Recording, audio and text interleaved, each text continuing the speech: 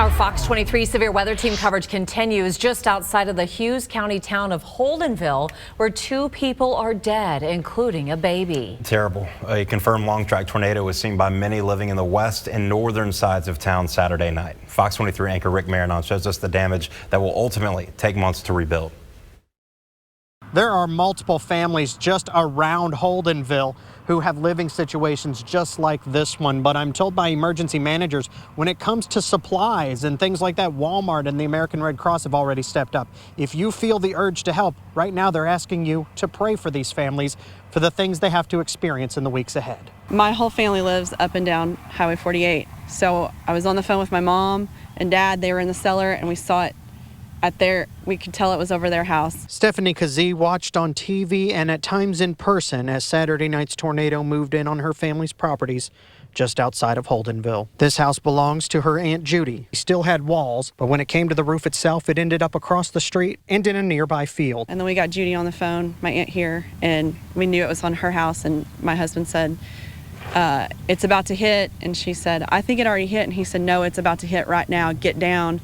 And we heard it explode our house. With 2 dead, including an infant, and 4 injured, Stephanie says her family counts themselves as lucky, despite the work of rebuilding just getting started. Her aunt just moved back in last week after the home was damaged in a storm and completely remodeled over the last 9 months. 2-3 lifetimes of work to put all this together, and in moments it's gone. To the south and west of her aunt's house, homes either erased from their foundations or at least missing walls and roofs. Some tried to speak with me, but were too emotional about how close they got, not just to losing it all, but losing their lives. If you're wondering what this is the remains of, we were told by emergency managers this was a double-wide trailer that was completely swept away and blown at least for a quarter of a mile north is where the debris from this house is now. Emergency management says this double-wide home is where the infant who died lived. The circumstances of what happened are not clear, but judging by how the manufactured home looks now doesn't require too much imagination. We have quite a bit of structure damage, anywhere from minor to completely gone. We have 4 injuries and 2 fatalities, and an adult male and a 4-month-old infant.